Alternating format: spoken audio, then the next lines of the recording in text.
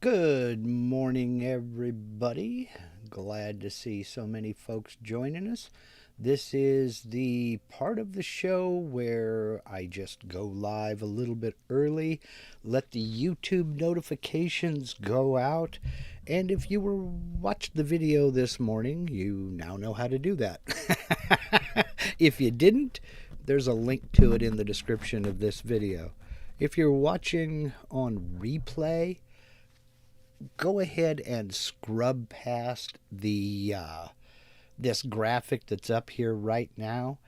Basically, what we're doing is we're letting all these notifications go out, let folks know that I am live, and waiting for the clock on the wall to finish signaling to me that it is noon Pacific time, at which time I'll get over into my magic streaming software, click this button and say, hey y'all, happy Sunday to you. Hope everybody's doing well.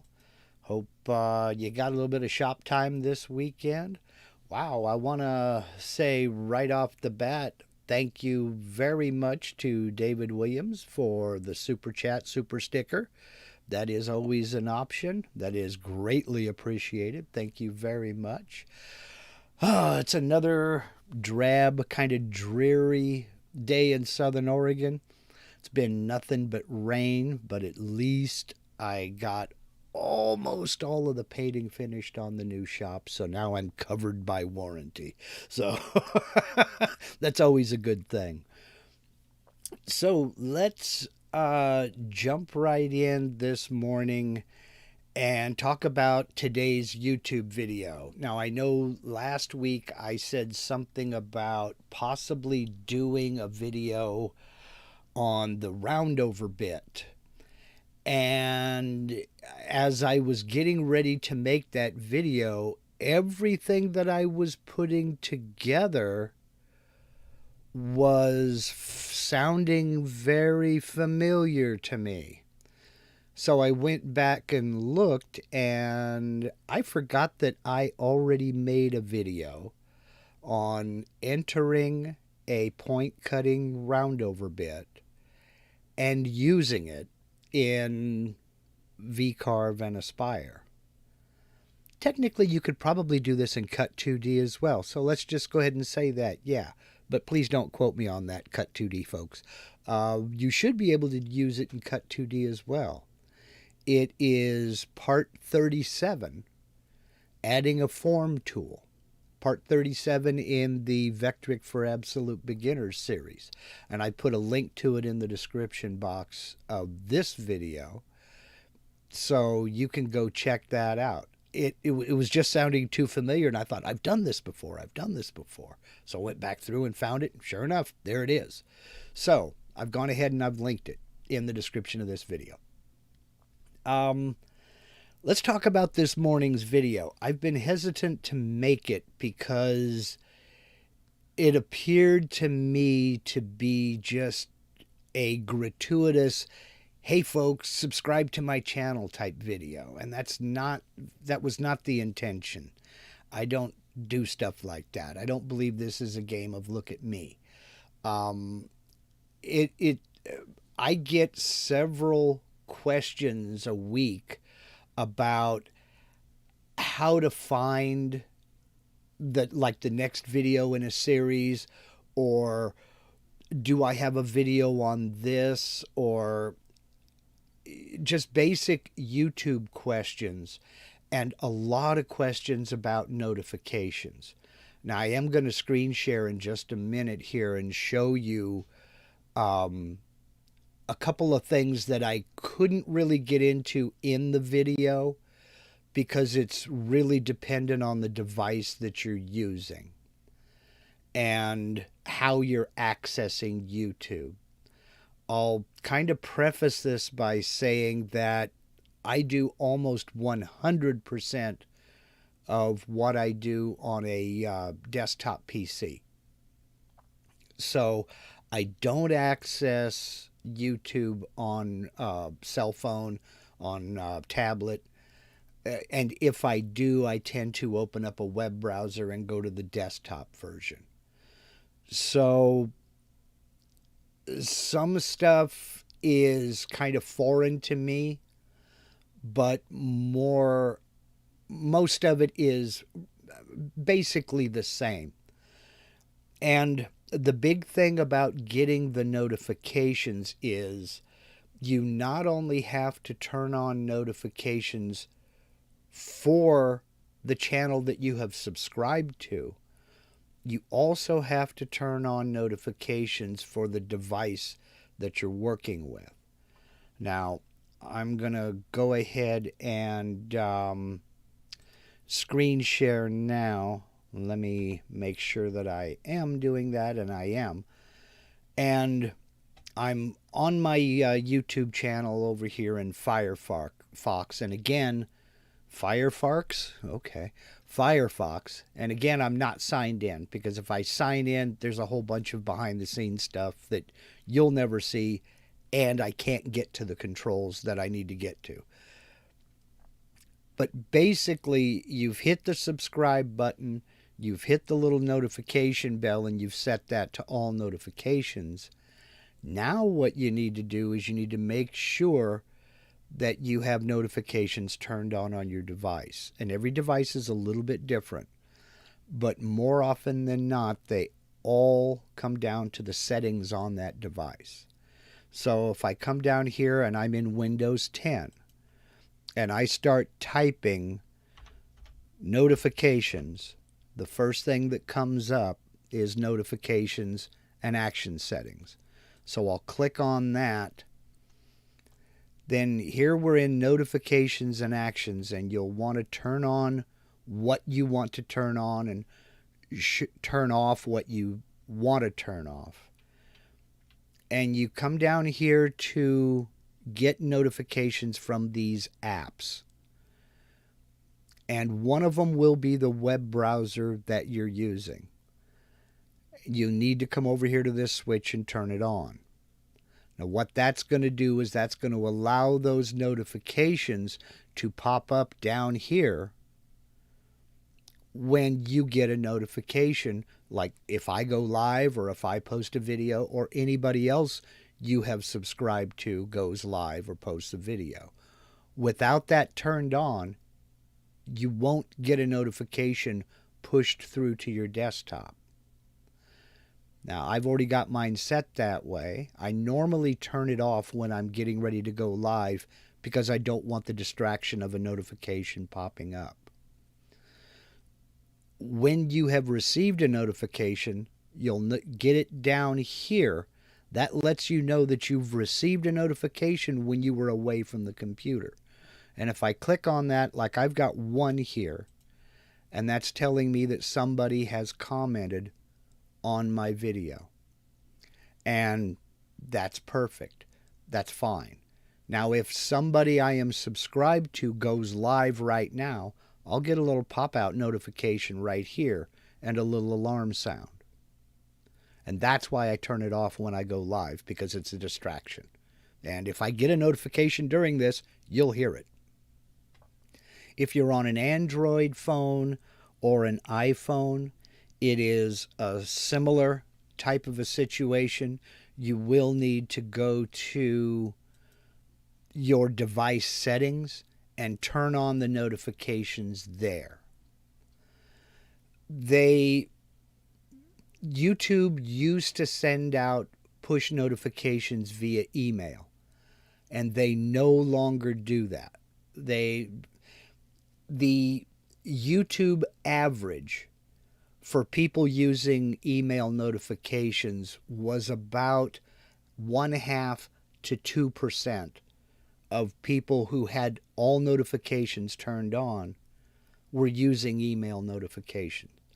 And they just decided in their infinite wisdom that that wasn't enough people to devote an entire division of YouTube to making sure it was working and monitoring it and troubleshooting it and making improvements and everything. So they just closed that entire division down. and dedicated that bandwidth to something else. So they're no longer sending out email notifications.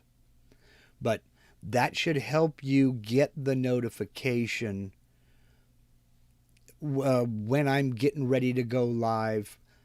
For instance, I have certain notifications set up for certain channels, and if they have a live stream scheduled, I get a notification 30 minutes before they go live. Then I get another notification when they actually do go live. So when you see me at the end of a video saying, hit that subscribe button, hit that notification bell, the first time you hit that notification bell, it turns it on. Then you have to hit it again to get a little pop-up menu that gives you 3 choices: all, personalized, or none. And if you hit personalized, it'll give you a choice of live only, or live streams and videos, or none, basically. So that's that. That's to kind of help folks figure out how to get these notifications and to make sure that they, don't miss it if they really, really want to come and see it. And I do appreciate that, believe me. The other one was about navigating the playlists. Every video I make is in a playlist. And as I said in the video, some of them are in more than one if it's relevant to more than one topic. And I showed how to get in and check out the playlists, see where they are, and I have them arranged so that they're in the order in which they were published. And I've done everything in chronological order. Now, I didn't do a very good job of sticking with it, so you'll see there are 4 or 5 different videos on the tool database, for example. But I also have them in a separate playlist on the tool database. So if that's all you're interested in, you can go over and search that. So just trying to make it easier for you to find something. But if you don't know what to look for, you don't know how to find it. So there you go. So that was what today's video was all about. As far as next week's video, I haven't really decided, but more on that a little bit later. Let's go ahead and get into some questions. I see right off the top here, Norman Peterson is saying, I don't have Chrome under get notifications from these senders. You may have to go into, if you're using Google Chrome as your browser, you may have to go into Chrome itself by clicking those 3 dots up in the top right corner and going down that menu to settings, and then looking in there to make sure that the notifications are active in Chrome itself. In Chrome, the default is set to notifications turned on, but somebody may have turned them off, or you may have turned them off, without realizing it or what have you. So basically, you have to give everybody permission to work together here. You have to let Chrome send the notification to the computer. You have to set the computer to allow Chrome to receive it. And then everybody is hooked up from there. If you're on a mobile device like a phone, iPad, or some other kind of tablet, and you're watching through the YouTube app, you'll have to go into your settings and allow notifications from the YouTube app. So, let's see. I just got a notification here that YouTube isn't receiving enough video to maintain smooth streaming. Viewers may experience buffering. So if my video starts buffering, let me know. Oh boy. Here we're going to have a problem, I have a feeling. Let me know in the chat if I'm buffering or if my audio starts cutting out or anything like that. Let me get back up here and try to answer a few questions. Let's see what's going on. let's see. Lots of folks talking about the weather here. Very cold, I guess. Well, it's winter. Uh, so, Rick French, this morning's video was the YouTube for idiots that many of us needed. No, not for idiots, for people who just don't know. We only know what we know. I mean, what can we say? So, oh boy, let's see. Okay, we do have a few people watched on my RB Woodwork says watched on my iPad, notifications turned on YouTube, so I get a notice before you even start. Great, perfect. That's exactly what we're hoping for. And again, this is not a dig me type of issue. It's just one of those. It's just one of those things to try to make things easier on y'all. So, was there any questions at all about today's video or about any other subject? I've got to find it here real quick. Let me find it. So I do have kind of a shop update for you. I haven't done a video on it yet, but it's every day and every way things are getting better and better. So I will have a picture to show you as soon as I can come back and find y'all. Let's see. Okay, a lot of people saying all good. The error message did go away, and now it's telling me I have an excellent connection. Hodad said had buffering a minute ago, closed out, came back in, seems okay now. All right. Okay, let's see. Unique Woodcrafting says, have you made a video about vacuum tables for a CNC? No, I have not. I don't really, I have no experience with vacuum tables. However, I would like to start experimenting with small vacuum pods for holding small pieces that I'm going to be doing a lot of repetitive cuts on. But that's going to be after the new shop is up and running. So it'll be a while, but it is something that I do want to get into. Let's see. Steve Perdue, do you plan on attending the Vectric Users Group meeting in San Diego this September? Yes, I do. I have all my reservations made. Everything is set and ready. I was ready to go last year, too, until they had to cancel it due to COVID. So, knock on wood, everything is good this year. And I am not going to be speaking or anything. I'm going there just as an attendee and just going there to learn from the wizards with this stuff. I mean, I think Mike Mazalik is going to be there. I may be wrong. I'd love to meet him. I've been waiting on that for a while. Same thing with Michael Tyler, the gentleman who designs all of Vectric's free monthly projects. He'll be there, I'm sure. And just the folks from Vectric. I mean, I don't know who all's going to be there, but I would assume, Todd and Becky and the gang. So, but yes, definitely. I'm looking forward to it. I mean, I wanted to go real bad this year, and of course, or last year rather, and of course it got canceled. So, knock on wood, things will be a go for San Diego this year. So, let's see. Rick French, can you give some advice on profile cutting thicker than 1-inch material? And you have in parentheses oak. Okay. Basically, watch your depth of cut. If I could give you one piece of advice, it would be to make sure that the cutting length on your bit can handle it. And because it's easy to get in trouble if you start trying to cut deeper than your cut length will allow.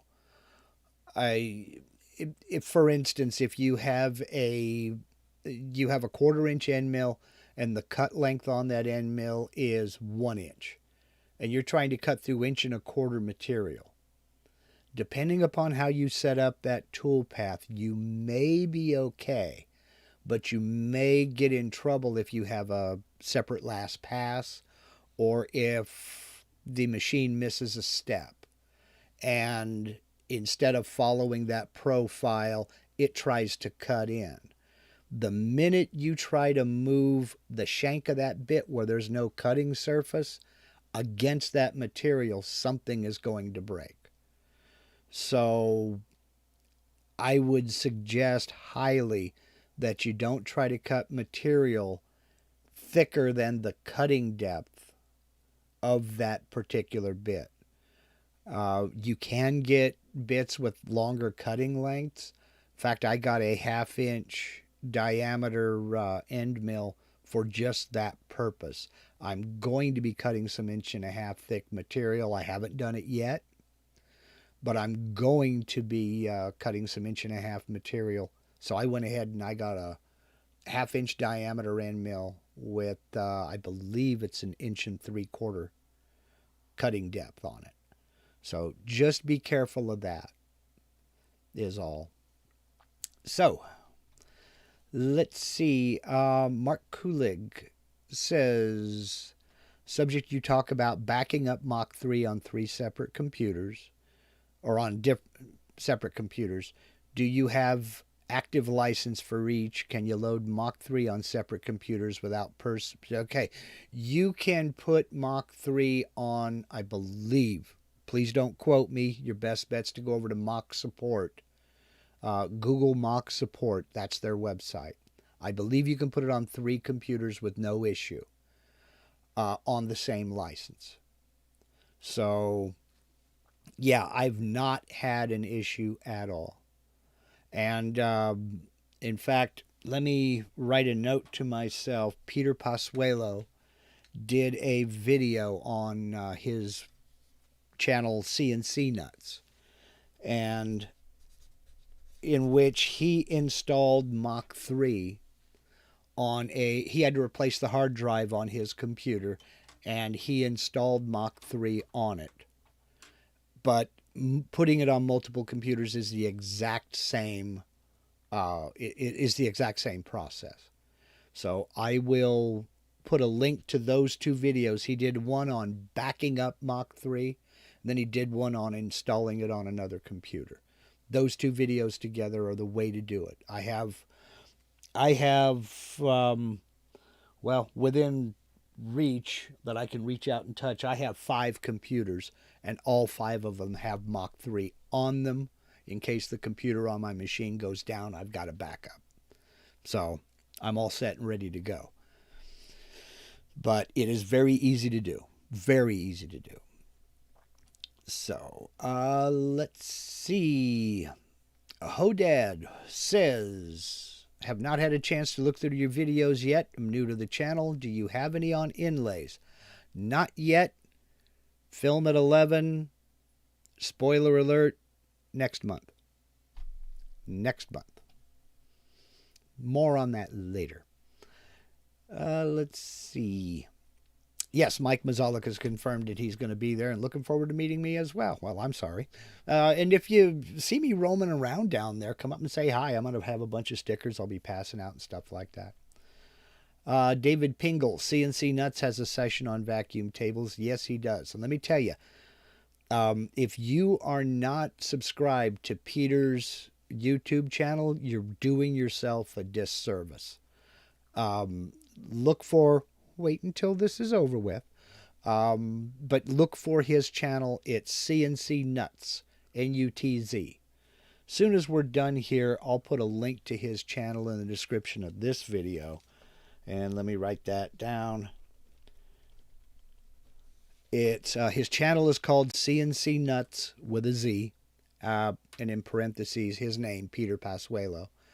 He is the first CNC guy I ever subscribed to, and I have learned more from him than I can quantify. That he's got a lot of small little seemingly meaningless tips when you first hear it, but if you put it into practice, it's like, holy cow, this is brilliant. I'd have never thought of doing it this way. He's a very smart man, very personable guy. He's got a bit of a nutty sense of humor at times, sometimes dry, sometimes in your face, but a very good guy. I've had a chance to hang out with him online a few times. Very, very good guy and knows what he's talking about. If you're not subscribed to him, you're doing yourself a disservice. So, let's see. Dale Francis wants to know, can you do 2 different flat area tools on a job with Aspire 9.5? You know, Dale, I'm not sure if that was... I know you could use more than one tool in a pocket, if that's what you mean by flat area. You could use one for your main pocket. Let's say for purpose of discussion, you wanted to use an 1/8 inch diameter bit to get right there in the corners, a nice tight radius in the corner, but you wanted to clear it all out with a 1/4 inch end mill to speed up the clearing out process. You certainly could in 9.5. I don't know how many tools you could use. I know in 10.5, I don't know that there is a limit, but I know you can use 3 or 4. Why you'd want to, I really don't know. But if you're talking about a pocket, yes, you could in 9.5. Let's see. Dustin Fournier says, during a V-carve clearance, what end mill do you use? Again, upcut or downcut? It depends on how much clearance I'm having to do. If it's a lot, meaning there's a lot of open space around the V-carving, I'll use an upcut just to get the chips out of there. And an upcut does leave a better surface finish on the bottom of that surface. And another tip is, when I'm doing a V-carve to a V-carve to a flat depth, I run the V-carve toolpath first with the V-bit. That way it's carving out of the solid material and you have less of a chance for chip out and breakout on like sharp points and what have you. So if you have a sharp inside corner that you're trying to clear out, I run that V-bit first, then I'll come back and run my clearance tool paths after that. It just seems that I get a cleaner cut and a better finish if I do that V-bit first. So it doesn't really matter if you use an upcut or downcut for your clearance pass, but I find I get a better surface finish with an upcut. And it gets those chips out of there, gets them out of the way. So, Suicidal at All Times says, I thought Mach 3 was free. No, the demo version is free, but you can only run 500 lines of G-code without a license.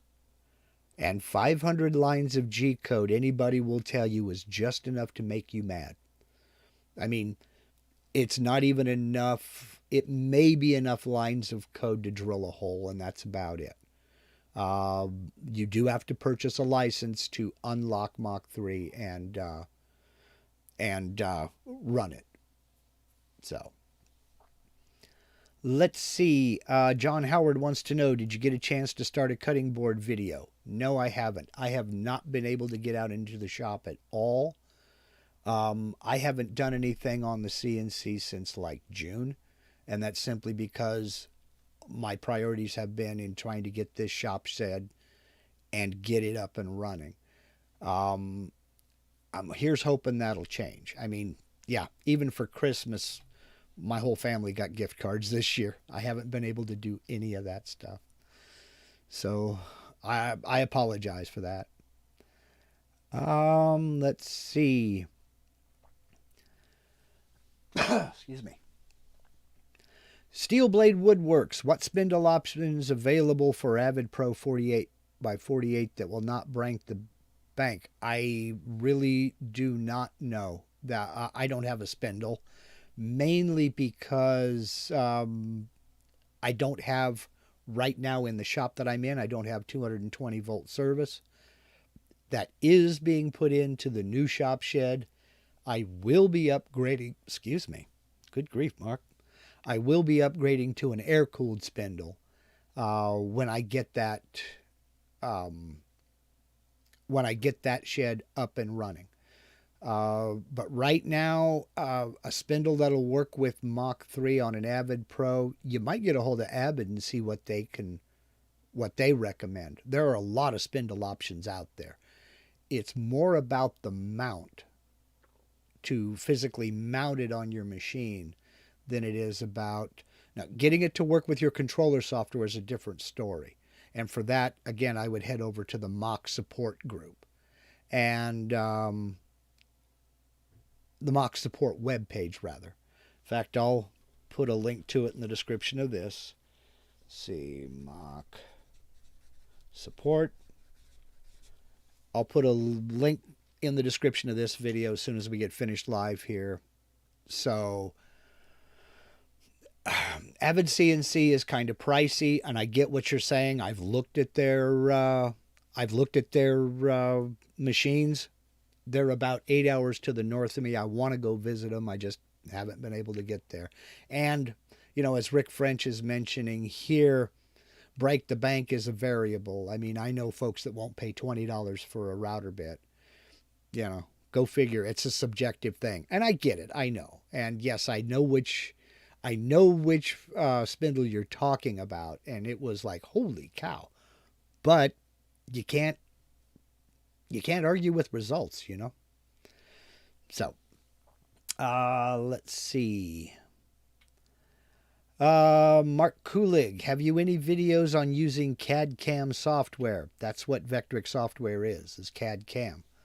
The drawing tab is the CAD. The toolpath tab is the CAM. That's what the Vectric software is. So let's see.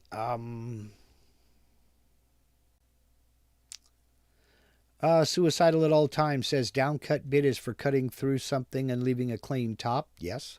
They have an Upcut Downcut combo for clean both sides. Yes, it's called a compression bit, because you have upcut at the bottom, downcut at the top, and compression in the center. And the only thing is you have to watch which compression bit you get, and what the determining factor is on that one is how long is that upcut portion at the bottom. You have to be able to plunge that first cut, your initial pass depth, has to be able to get down past that upcut portion. Otherwise, you're just cutting with an upcut bit. So if your machine and your spindle / router is not strong enough to handle, I'm going to pull a number out of thin air here and say a 3/16 of an inch, or let's say 4 millimeter pass depth, then you need to shop for a different bit. You need to find a bit that has that lower portion that's well within the pass depth capabilities of your machine, router, spindle, etc. So, personally, I don't have any compression bits, not yet. I haven't really needed them, but once I get the machine in the shop shed and get it running, I'm going to be building a lot of cabinets and shop organization equipment and everything. I will be getting some compression bits, and that's when I'll be able to do some videos on compression bits. But as it sits right now, I have none. So let's see. Mike Mazalik has confirmed only 2 tools can be used in 9.5. Yeah, I thought that was the case. I didn't think they expanded that until 10 or 10.5, but I wasn't certain which. I know for pockets you can use 2, but that's about it. So let's see. Chris Leach, thank you very much for the super chat, my friend. I do appreciate that very much. I really appreciate that a lot. Let's see. T Button says, will you tell me how to display the results on screen of measurements taken instead of the box on left? Okay, what you're talking about is the Dimension tab. And you caught me unprepared. I did not even have Aspire open, so give me a second to get Aspire going here. And I think you're talking about the Dimension tab. Let's go ahead and switch over to Aspire. There we go. And let's say you have a rectangle here. No big deal, it's just a rectangle. But now you want to dimension that rectangle. So you would come over here to this icon right here, add dimensions, click on that. Come on, open up. There we go. And we want a length dimension between one point and another. So we would go up here to snap to this corner, click, snap down to that corner. This is to get the height. Click, draw it out this way, place it wherever you'd like, click. And oh my gosh, is it teeny. I need to bring my text height up. There's my problem. So I'll, no, escape. Let me change my text height to 1 inch tall and try that again. We'll go for the width here. Click, bring it up, and boom. There is my dimension. Is that what you were referring to? Hopefully. I do need to get rid of that one, but we'll just go over here to here, boom, draw it out, and where you see where I'm moving my cursor up and down is where it's going to place that text box. If I want to place it outside, I sure can. Let's bring my text height down to 0.5. We'll go here, here, and we'll place it right there. So that's one way of dimensioning. Let me get rid of that dimension. And we'll go back into the dimensioning tab. Come on, load up. Now, you can also use a vertical dimension, in which case you don't have to go from this corner to this corner. I can go from here to here, draw it out, and it's still the same measurement. You would use that in a case where you have a diagonal line, but you want to know the height of the diagonal and not the length of the diagonal, if that makes any sense. And you also have angle dimensions, horizontal dimensions, arc dimensions, etc. And I hope that's what you were referring to. So, if it was, good deal. All right, let's get back over here to you so I can see what you are saying. Okay. Okay, yes, T-Button. Yes, that is the other measuring tool. That's not for dimensioning. So, let's see here. Trying to catch up here. Woody Wan, Jeff in Connecticut, says running a V-bit first also cuts any mask cleaner where the upcut bit pulls it off the surface. Yes. I've not yet used anything like Aura Mask or any of the other masking methods for V carving. I have some. I just, as I said, haven't been able to get out into the shop to get going yet. I've got building supplies in there. I mean, the CNC is stacked up. You'll see soon enough. That's considered a tease in the trade. But anyway, let's see. See, Warren's Corner says 500 lines will let you run part of the Roadrunner sample in Mach 3. Yeah, but only part of it. So, let's see. James Pell wants to know, how do you model an overlapping ribbon model in Aspire, one tilting under and over, going over? Vectric did a tutorial on making ribbons. You can access that tutorial by going to help in VCarve or Aspire, whichever you're doing, and then going to the 2D, 2.5D, or 3D tab right up on top, drawing, and look for that tutorial there. If you're using VCarve, you will not be able to 3D model it. If you're looking at using Aspire, you can. I know they did a tutorial on it. I've never done a tutorial on creating my own ribbon. But also, if you check down in your clip art library, there are a lot of ribbons there as well. So, okay, let's see. But yeah, I've not done a video on creating my own ribbons. Let's see. Okay, T Button says, yeah, I never saw that tool. Okay.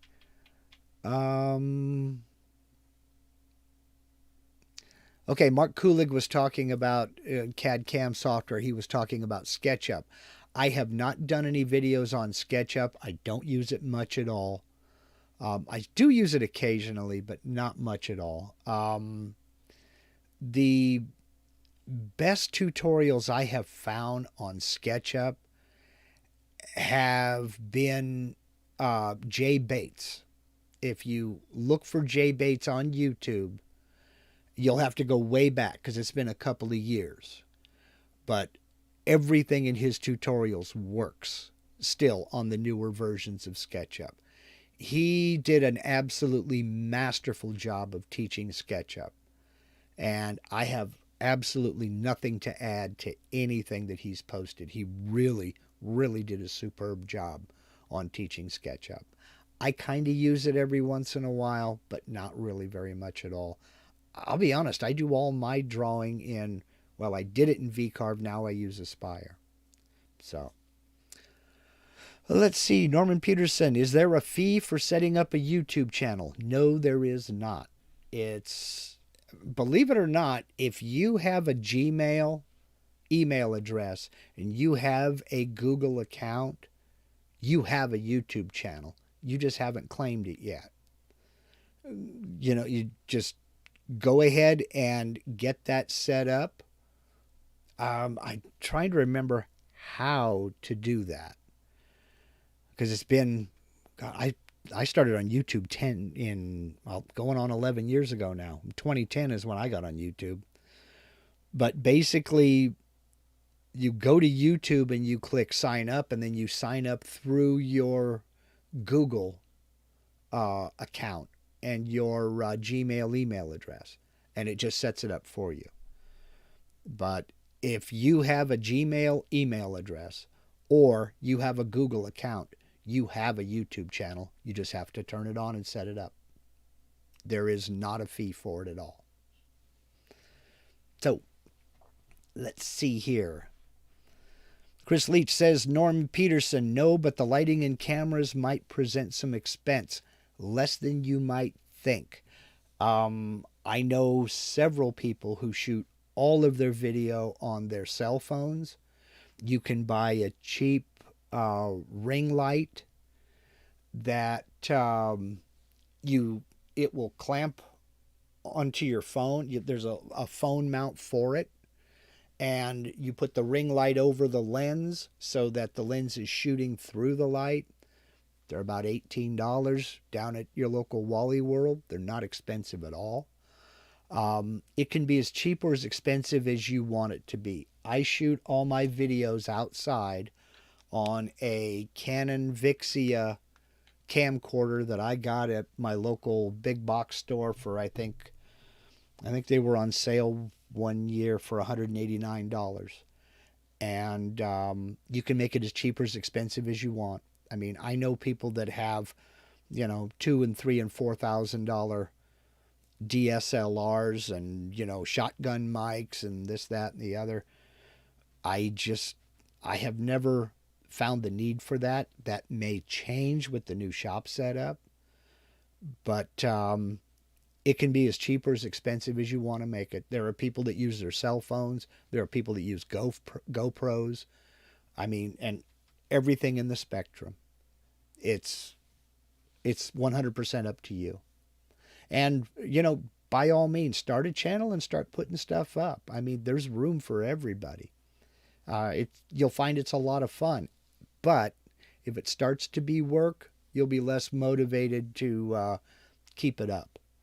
So just know that. Let's see. Suicidal at all times. Is there a way of importing a height map and build on it in Vectric? In Aspire? Yes. In VCarve, you can import it as if it's an STL file. But a standard height map, a grayscale image, I don't think that capability is in VCarve. I don't remember it. Now, having said that, I went from VCarve 9.5 to Aspire 9.5. I don't know if that's available in VCarve 10 or 10.5, but it was not available in 9.5. In Aspire, yes, you can do that. Let's see. Jim Hester, Jay's videos are great. Just be sure to slow down the YouTube speed because he really goes fast. In his later videos, yes, Jim, he does. In his first ones, he kind of takes it a little bit slower. But Jay Bates is a no-nonsense guy. So, yeah, if you're trying to follow along, you can slow down the playback speed, and that can help. He also loves his keyboard shortcuts. He doesn't use the icons and the mouse cursor. He uses keyboard shortcuts a lot. So, let's see. We're getting down 45 minutes. We need to start thinking about wrapping this up.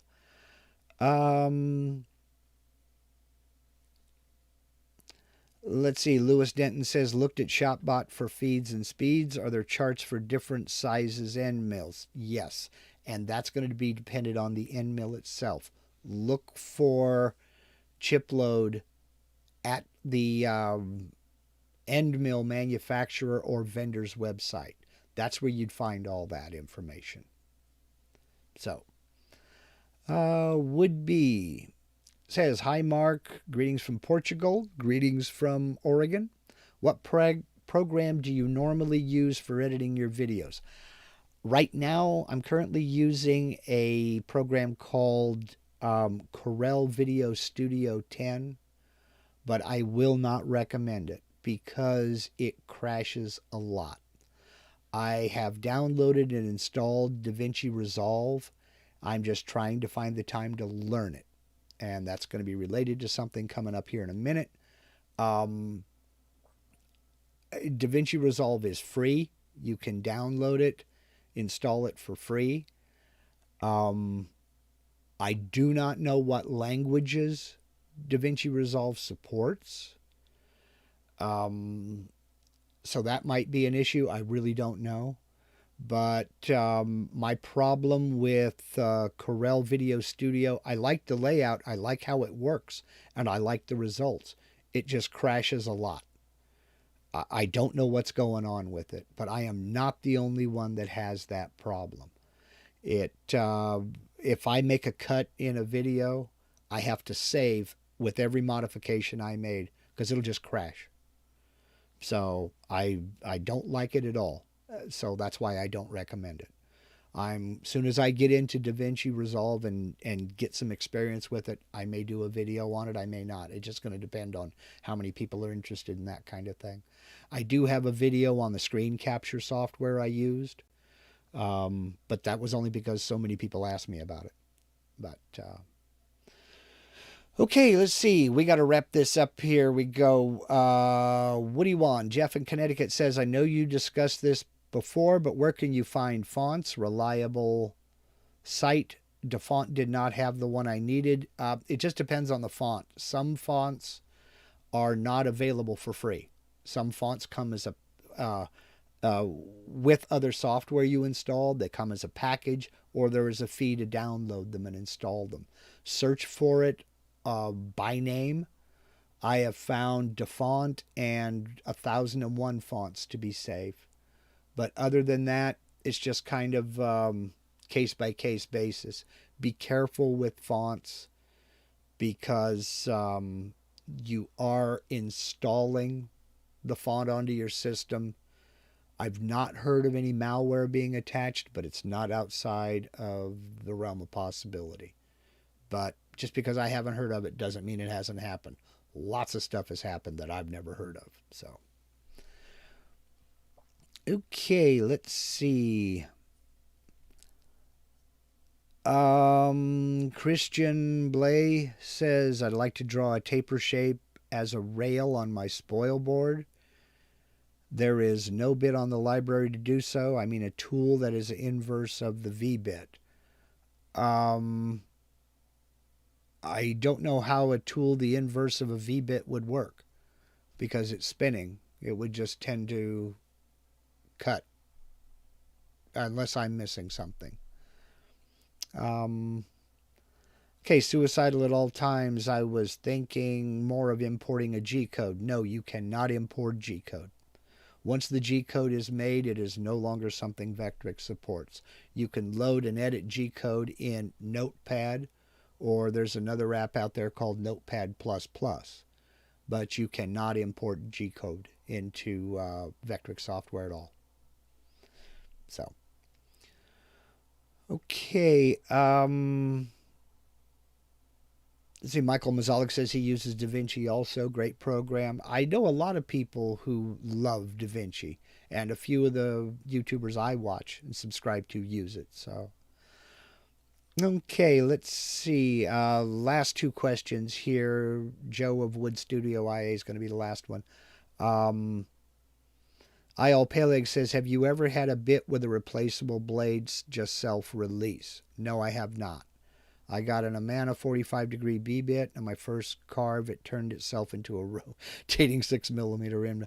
Yeah, Loctite, number one, make sure it's the removable Loctite, not the permanent.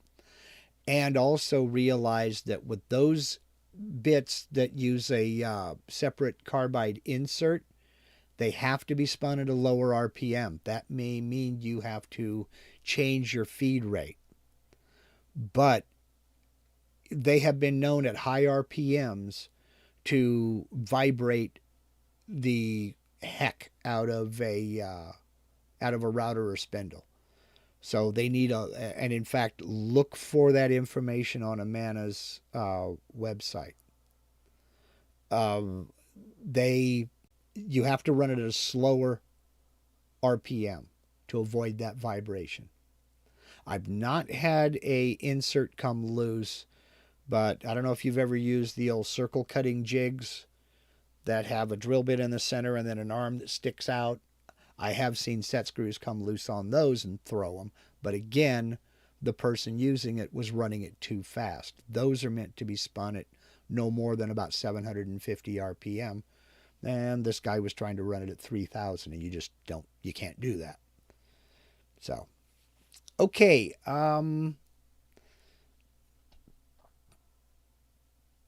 Joe of Wood Studio IA. Is there a way to place evenly spaced drill holes along a vector without placing each one? Yes, it's called a linear array. I'll put a link to my latest video I did on creating a linear array down in the description of this video as soon as we get done live here. That's one of the more basic steps, but good question anyway. So, okay, that's it. We're already at 55 minutes. If I didn't get to your question, I'm very sorry. So, check with me next week and try to be first, or send it to me through the contact us link on my website, link down in the description box of this video. I do have a couple of announcements to make. The first one is a good one. That is, people have been asking me forever about inlays, and I have not yet had a chance to get out and physically do an inlay. Well, keep your eyes open next month. That's what I'll say. keep your eyes open next month. You might see a few hints of it coming up a little bit later on. The second one is I have a programming decision that I've had to make. I have a bunch going on here, and I have a bunch going on the channel, and a whole lot of stuff going on with the shop shed and just life, the universe, and everything. And as a result of that, I've had to make a pretty drastic decision. Now, I'm not going anywhere. I am going to still be on YouTube, believe me. But what I'm going to have to start doing is I'm going to have to back off of weekly videos. And starting February 1st, tomorrow, I'm going to be putting out a video every other week. Because a video a week is just not enough time to do that video justice. If I want to do a complete project, I can't. It takes too long to actually do the project. So I can't put a project out in a week. So starting February 1st, I will be, again, posting a video every other week. I will keep doing the live Q&As weekly, and I'm going to try to have a small topic that doesn't really warrant its own video to talk about during those weeks that I don't put out a video. So there won't be a video next Sunday, but there will be a live Q&A. The next video that I'll release will be on the February 10th. So every other week. All right. So I'm sorry about that. It's just trying to burn the candles at both ends and the middle doesn't really work. So I will be here for a live Q&A next week, but there won't be a Sunday morning video. So with that being said, keep your eyes peeled for the month of February. There's a bunch of fun stuff happening, and I'll see you next week. Thank you very much for the super chats to the folks who sent them. I appreciate it more than you'll ever know. And for now, this is me saying, y'all take care. Go out and have some fun. Make some chips. Build something. Bye-bye. Y'all take care.